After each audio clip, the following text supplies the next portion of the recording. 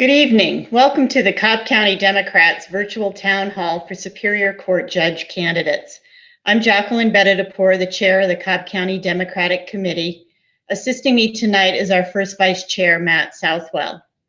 We are speaking tonight with two candidates, Angela Brown and Reuben Green. They are seeking to be elected to the Superior Court bench. Election day for judges is June 9th. There is no primary. The candidate who wins a vote majority will be the Superior Court Judge elected on June 9th. This is a nonpartisan election without party affiliation. Therefore, candidates for judge will appear on the Democratic primary ballot, the Republican primary ballot, and the nonpartisan ballot. These candidates will appear toward the bottom of the Democratic primary ballot, so please be sure to vote all the way down to the bottom. Do not stop at the top. Do not vote for president, US Senate, whatnot, and then go home. Continue voting all the way down the ballot. And please vote by mail. You do not have to put your health on the line and risk exposure to the COVID-19 virus to have your voice be heard. For more information on absentee voting, please visit our website, cobbdemocrats.org. The Superior Court of Cobb County has exclusive equity jurisdiction over all cases of divorce, title to land, and felonies involving jury trials, including death penalty cases. There are 10 elected judges who preside over jury trials, rule on evidence, hear motions, and render verdicts in bench trials. Each Superior Court judge is elected to a 4-year term. So let's hear from the candidates. We will start with a 2-minute opening statement, followed by questions with a 90-second response time, 45-second rebuttals if a candidate or a candidate's position is called out by the opposing candidate, and then we'll finish up with 2-minute closing statements. Matt Southwell will be keeping the time. So welcome to our candidates. We will go in ballot order. And so we'll start with Angela Brown with a 2-minute opening statement. Angela, introduce yourself to voters, please. Greetings. Thank you both for this. Greetings, Judge Green. I am Judge Angela Brown. I'm your Cobb County Associate Magistrate Judge, and I am asking the Cobb County voters to vote for me for Superior Court Judge in this position. From day one, I am going to be open and transparent. I have the courage to commit to people-centered justice. It's time to hold this bench and this courtroom accountable to the people, all of the people it was intended to serve, regardless of who they are, where they come from, who their attorney is, and whether or not their attorney gave me a campaign contribution. From day one, I will be open and transparent to the people that I serve. Diversity will not be a hindrance to justice in this courtroom. I have 30 years experience. I graduated from Brown University. I've got a law degree from the University of San Diego. I am from a military family. My dad was a Tuskegee Airman. My mom was a school teacher. I'm married to a law enforcement officer, Felipe Brown, whose father is also Air Force veteran and from a military family. And I'm currently a master's in training at Duke University. I am working and believe that a judge needs to be open and transparent. A judge needs to have the experience that's required for this, for Superior Court. I'm asking you to vote for me on June 9th for Cobb County Superior Court Judge. Thank you. Thank you, Angela. And next, Reuben Green, your opening statement. Good evening. I'm Reuben Green, your Chief Superior Court Judge, and I want to thank the Cobb Democratic Party for hosting this event here today, giving us an opportunity to talk with voters and for voters to get to know us a little bit. Thank you for this opportunity. I'm a family man, and I'm someone that believes in public service. I've dedicated my life to it. My family is very important to me. It guides me each and every day in all the decisions I make, hoping to make our community a better place through my service. I've been married to my college sweetheart for 20 years. We have 2 beautiful children. My daughter was our foster daughter, and we adopted her from foster care. And then my son was our biological child. They're both great kids. They love sports, they love being involved, and we love being involved in their sports in their Cobb County public schools. So I'm doing this in large part for them. And I think they're watching tonight, so hey kids, sorry I had to do that, I'd be in trouble. But in addition to that, I'm a public servant. I've served most of my adult life in our community, representing our community or our country all over the world. First, I enlisted in the Marine Corps straight out of high school and spent 4 years on active duty as an enlisted Marine.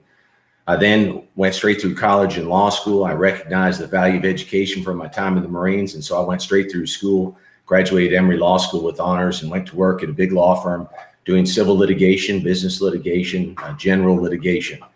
Great job, great opportunity, but then September 11th happened.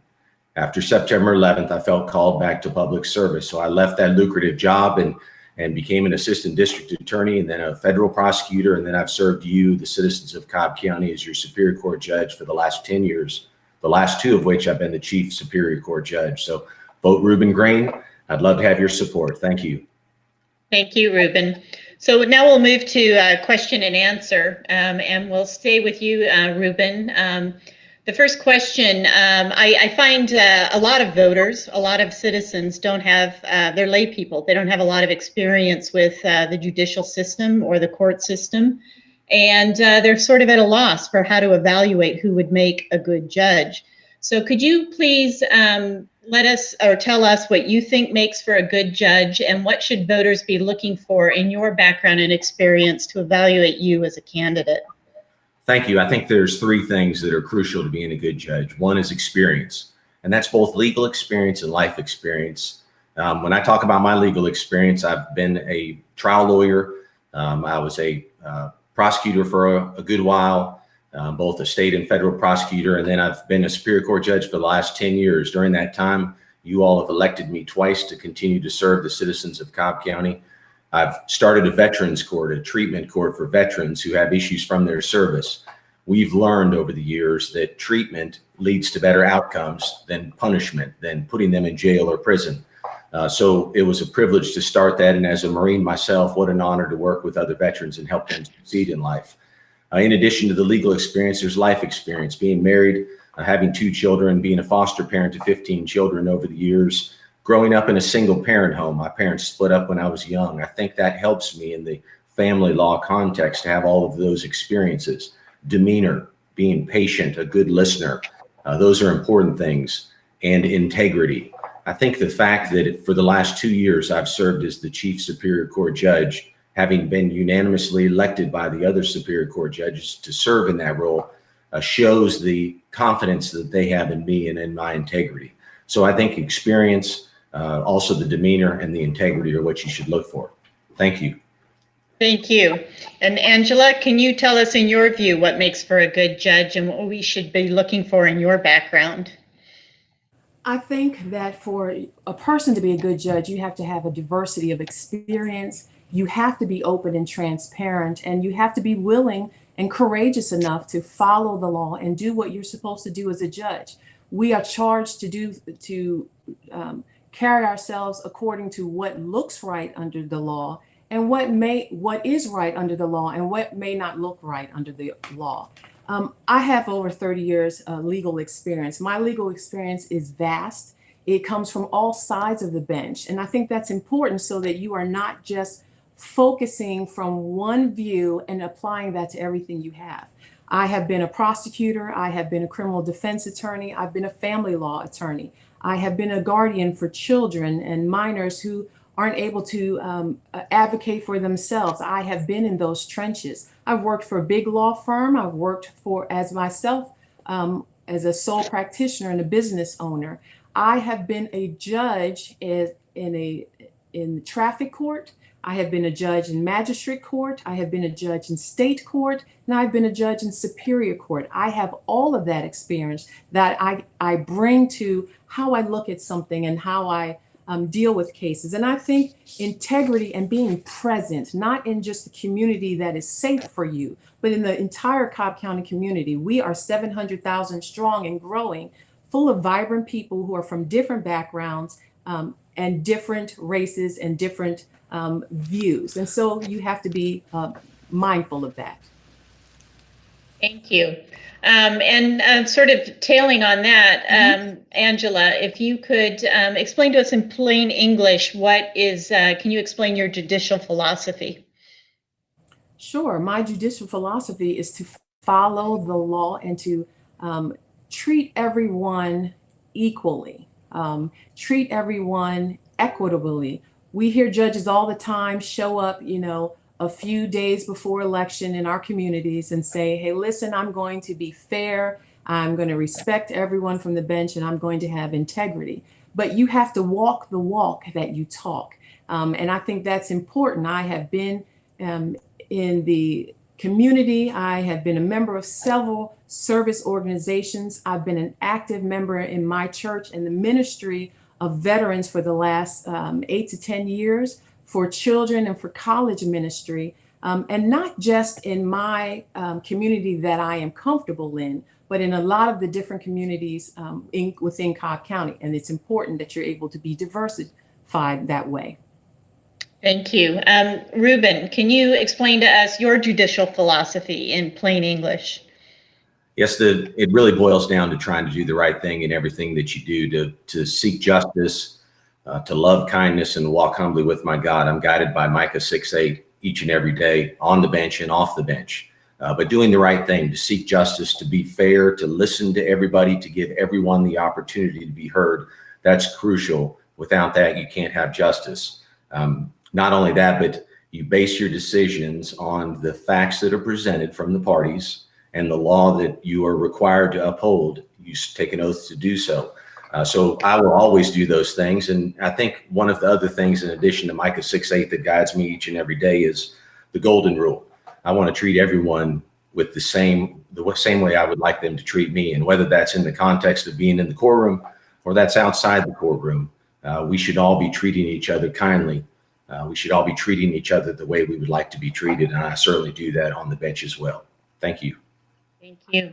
So this is an elected position. How does one balance being an elected official, having to run a campaign and accepting campaign donations, with being an independent judge? Reuben, if you can answer that. So my job on the bench is to ensure that there's impartial, fair justice for all. It doesn't matter who you are that comes before me. That's what I will continue to do. There'll be no compromise in that ever.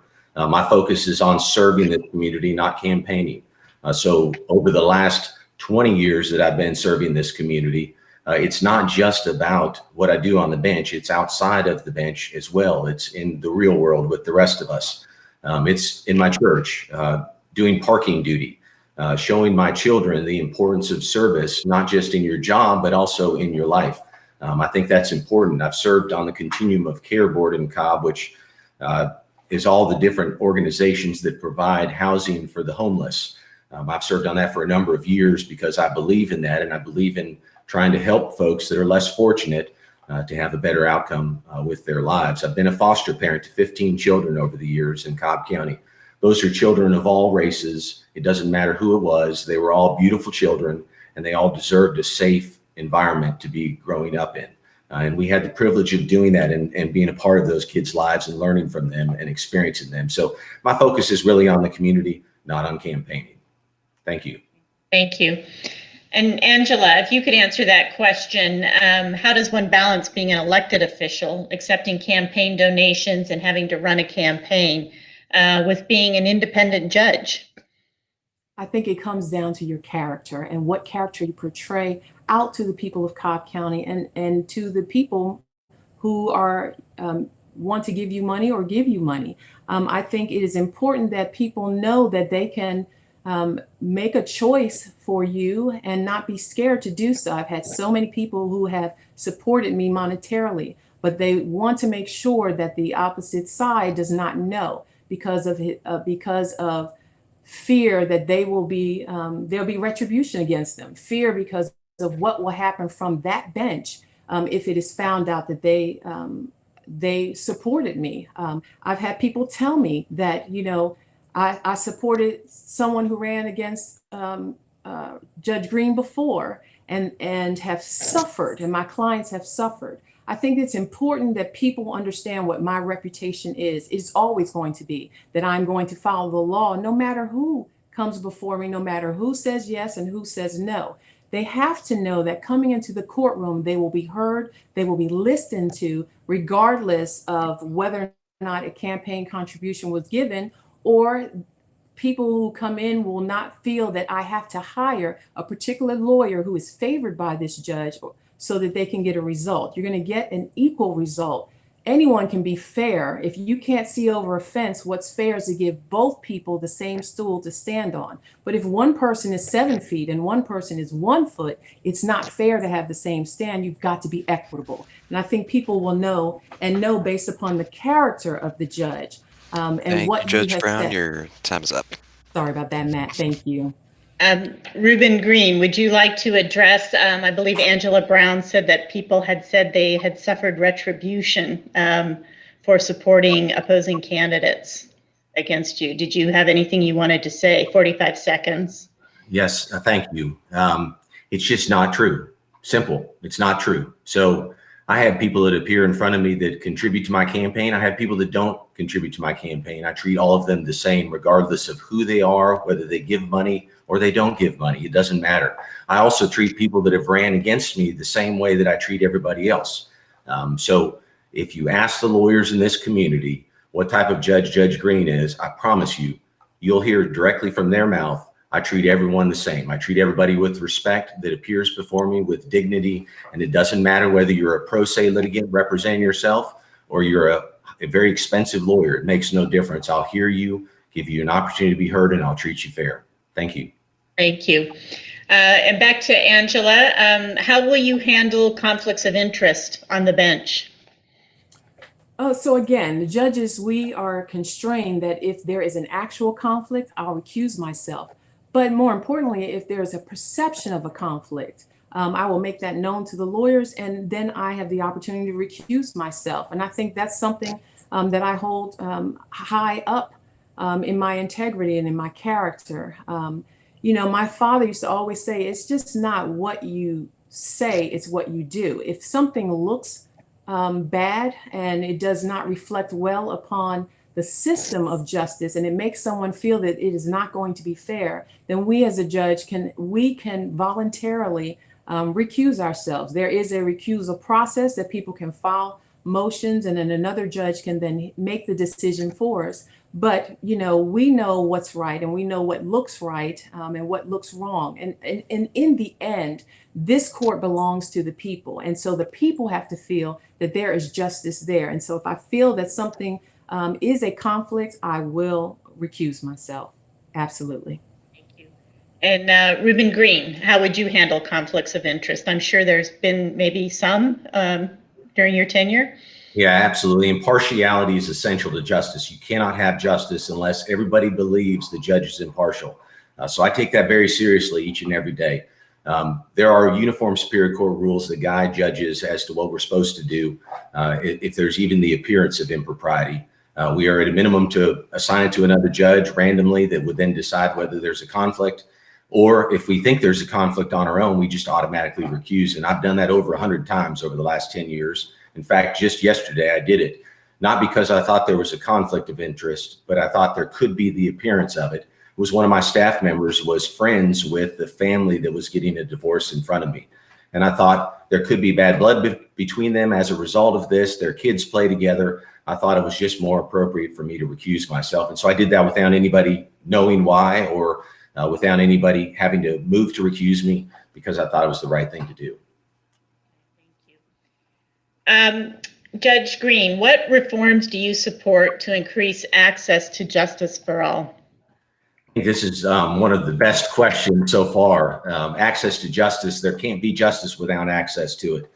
There's at least two things, if I've got time, I'll talk about a third, but two things that I think I've done in the last 10 years serving you to show that I value access to justice. One is accountability courts. I've been a huge supporter of them, and Veterans Court I started in 2014. That's a court for veterans that have served our country, that have service-connected issues that are involved, cause them to be involved in the criminal justice system. So that's mental health conditions, that could be PTSD, it's substance abuse issues. And the goal is to treat those issues and any other obstacles that appear in front of them. It could be housing, it could be employment, it could be other physical issues. We treat those to give them a better chance. And we know from the research that if we treat the underlying issues, we reduce recidivism, we make our community safer, but more importantly, morally, we help a family heal and do better. The second thing, as far as access to justice that is crucial, was during this pandemic, I've had to deal with what essential matters are, or emergency matters. The Chief Justice said that they're basically liberty interests, get out of jail type of interests. Those are the only cases we should be hearing primarily. But there was an election challenge that I thought needed to be heard. On the Democratic side, there were 3 candidates for sheriff. 2 were disqualified by the Board of Elections. They appealed to the Superior Court, and I thought that was a case that had to be heard. And when you talk about recusal, I reached out to the 7th District Judicial Administrative District. Thank you, Judge Green. Your time is up. Brought in a judge to hear that instead of us, so there wasn't any issue of recusal. Thank you. Thank you. How would you define, or actually we go back to Angela with that question. What, Judge Brown, what reforms do you support to increase access to justice for all? I think there are several ones. First, an idea of people-centered justice. I say it all the time. An idea of working within the system, working within the cases that we have to help individuals, whether they've got lower crimes or drug issues, mental health issues, things that we can deal with outside of accountability courts, but deal with in the rest of the 90% of the population that comes through the courts that doesn't get into accountability. And then secondly, the accountability courts. I am a big supporter of accountability courts, have been involved with several during my judicial tenure. But, you know, you've got to constantly look at the accountability courts and see what's working. And, you know, in the Veterans Court, this last class that went through, 35 wonderful veterans started that class and 2 graduated. You know, there's an issue that we have got to look at because it takes individuals out of the court system and puts them into accountability courts to allow them to have a chance. And we've got to do something where, you know, what happens to the ones that have to go back into the system? What happens to the veterans and the other people with mental illnesses who didn't get into that? I think technology, I've been saying it since the time I've started judging, we need to be better situated with technology. The virus has required us to, and then finally being in the community, reaching out to the community, talking to. Thank you, Judge Brown. Your time's up. I'm sorry about that. Thank you. But talking to people in the community so they can see what judges and what the judicial system is about. And that's what I've been doing. Thank you. So on the flip side of this, how do you define injustice? And have you ever confronted it in court? And what did you do? I confront injustice in court every single day. I think injustice is looked at different ways. There are lots of injustices. Not moving a case quickly through the system is an injustice. Not dealing with family court and family law issues is an injustice. Not holding the state in criminal cases, not holding the state and the defense to following what they're supposed to do as far as discovery in cases and moving cases along is an injustice. To have people lingering in the court system and in the jails for years before their cases are resolved or even indicted or accused, I think is an injustice. And we have to have the courage as judges to move those cases, to speak into the attorneys and deal with that. Thank you. And Reuben Green, how do you define injustice, and have you ever confronted it in court, and what did you do? Yes, thank you. I think you can define injustice in many ways, but as far as in the courtroom, it would be denying someone the opportunity to be heard. It would be basing your decisions not on the evidence, the facts that are presented in the law, but on some other bias or prejudice. Those would all be injustice. Let me give you one quick example of how in the last couple of months I've worked to right an injustice. Project 360 was a project between the district attorney and the circuit defender, the sheriff and the Superior Court, in which we worked to clean up people's criminal histories. Their records were incorrect, whether that be because the case was dismissed, so that arrest record should be removed from their record, or it was they completed first offender or conditional discharge, and that arrest record should be removed from their record. I signed over 100 orders cleaning up people's criminal histories in February in Project 360. That is righting an injustice. Thank you. And would you as a judge have a role in lessening the impact of mass incarceration? And if so, explain what actions you could take. Thank you. The best example that I think I could give would be Veterans Court. The accountability courts reduce mass incarceration by treating the underlying conditions. When we treat the underlying conditions, we reduce recidivism. We help those families to heal and get back together. So in Veterans Court, one of the first things I did after I started was I had my staff go out to the jail for any veteran that had been arrested during that week, talk with the veteran about Veterans Court and how we might help them, tell them about the treatment. If they were interested in the program, I had them actually brought from the jail to the courtroom to watch veterans to court to see, once again, if they were interested.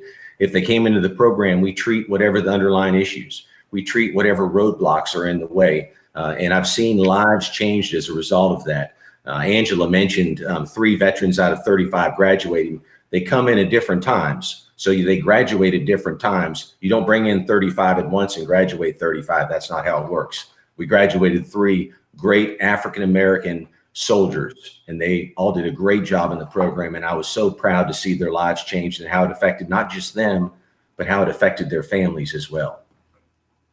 Thank you. And Judge Brown, would you as a judge have a role in lessening mass incarceration? And if so, explain what actions you could take. Absolutely. I think as judges, we have certain discretion in sentencing that has an impact directly on those who come before us and we have to sentence. The accountability courts, of course, we put individuals into the accountability courts. That takes those few individuals out, but we still have a stream that is constantly coming before us in criminal justice. And so in sentencing, there's some things that by law, we cannot. There are certain mandatory minimums that we have to deal with, but we have a wide discretion of what is proper. How can we deal with the person and get this person back on the right track? In sentencing, I have the opportunity to do that and to impose that. Also, I think outside of the courtroom, it has to start in the community as well. How do we stop people from getting involved in the criminal life as we go and we talk to them? I talk to children, I talk to young people all the time about the impacts of their choices. I talk to veterans all the time about things that they are going through and dealing with, and people who have mental illness through my ministry. I talk to them about it. And those are ideas and views that you bring together and you talk to people about what happens when you go to court, how the court can deal with that. And you use all of that to make some really good sound decisions that help the populace. So we don't have to see people going to jail for low-level crimes. We don't have to see people coming back because what the underlying thing has not been addressed. Thank you. To continue, what changes do you think need to be made to better or improve the mechanism of resolving cases in Cobb County Superior Court? Judge Brown? Absolutely. The movement of cases through the system. The judge is the one who runs that courtroom, not the DA and not the attorneys in the criminal side. In the family law side, the judge is the one that moves cases through, and we can be more efficient. Technology is a wonderful thing that the courts now are being forced to use. We as attorneys and practicing attorneys have been advocating for this for years. There doesn't make any sense to have all of these individuals come for a calendar call, attorneys who have to go to several courts, people who have to come out and come off of a job to make an announcement, where we can do that more efficiently through technology. I think there are a lot of different ways that technology and moving the case efficiently, a judge can do that. Thank you. And Judge Green, what changes do you think need to be made to better or improve resolving cases in Cobb County Superior Court? So I would have said a very different answer a couple of months ago than I will say now. As the chief judge, I'm the one that's ultimately responsible for deciding the judicial emergency in Cobb County and what cases will go forward, as long as I, of course, comply with the chief justice's order. And so now there is a very different focus than there was before. I think our bench, Superior Court bench, they're all exceptional judges that are all trying to do the right thing each and every day, and they do a great job, a phenomenal job of serving our community. But with COVID, we have to do things differently. We have to use technology better. We have to reduce the amount of people that are coming to the courthouse. I could promise you, as the chief judge, that we will not be having jury trials in the near future, at least not until school goes back, because we just can't bring that many people to the courthouse at one time and protect their safety, protect the safety of the parties, the lawyers, the staff. So I can promise you, as your chief judge, I will focus on safety of everybody coming to the courthouse, but also on keeping our courthouse open, because we need to be able to hear those cases like the challenge to the sheriff, so that those candidates can be on the ballot and we can decide who serves our community instead of the Board of Elections. So thank you for this opportunity tonight. Thank you. So that's all I have for questions tonight. We'll move into closing statements and we'll go in reverse ballot order. So first will be Judge Reuben Green. You have 2 minutes. Thank you very much. It's been a privilege and honor to serve you all over the last 10 years as your Superior Court Judge. I've been truly honored to be elected twice. I would love to continue to serve you here in Cobb County, to continue serving these veterans that are coming through the Veterans Court program. It's been one of the joys of my life. One of the things that we have along with the Veterans Court are volunteer veterans from our community, mentors. They serve as mentors. They come to court. They help the participants going through the program. And we're always in search of more volunteer veteran mentors from our community. So if you're a veteran, you can contact my office. You can go to Cobb County Veterans Court. If you Google that, it will pull up information about how you become a mentor, but we're always looking for more mentors. If you want to learn more about me, you can go to reubengreen.org. You can go to the Cobb County Veterans Court website, or if you want to learn more about what we're doing as far as COVID is concerned and how we're limiting people coming to the court, you can go to the Cobb County website. There's a link on the top of the page that says COVID-19 updates. You click on that and then you click on the courts, and they will give you updates as to what the judicial emergency is and what cases are coming in and what cases are not coming in during the judicial emergency. Thank you all so much for this opportunity tonight. Thank you. And so now Judge Angela Brown, your closing statement, you have 2 minutes. Thank you. I'm asking you again to vote for me, Judge Angela Brown. My webpage is judgeangelabrown.com. The Facebook page is Angela Brown for Superior Court. Listen, you hear the talk all the time. You see the smiles and to tell you I'm fair and impartial. Judges do it all the time, but you must walk the walk that you talk. And I believe that if you look into my experience, if you look into my character, if you look into what I have done in the community throughout the diversity of the people that I have done things for and continue to do for, it shows you the type of judge I am. I will not be a bully from the bench. I will be truthful, and I will, people will know that they can come before me and their diversity is not going to be an obstruction to any type of justice. You can look and see what I have done in my history. I'm not going to be a person who just shows up every 4 years at election time and shows you pictures of Black veterans and tell you to vote for me because I care for your community.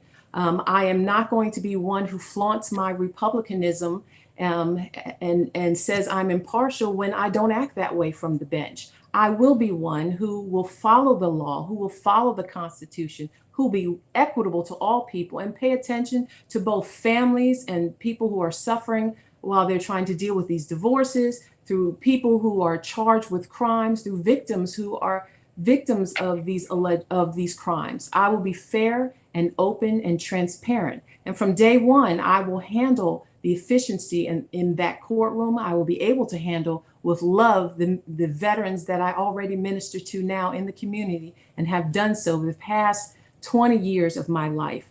I ask you to vote for me because I am experienced, because I am about people-centered justice in and outside the courtroom. And I've been here, not just at election time. Thank you so much. Thank you. And so that concludes this Cobb Democrats virtual town hall. I'd like to thank Judge Angela Brown and Judge Reuben Green for joining us tonight. Thank you very much for speaking to our voters. To see a recording of this town hall and the others we have broadcast, please visit our YouTube channel, Cobb County Democrats. Thank you all for watching. Again, vote on June 9th. Don't stop at the top. And please consider vote by mail, as it is the safest and most convenient way to vote without risking your health and exposure to the COVID-19 virus. Stay well, stay healthy. Good night.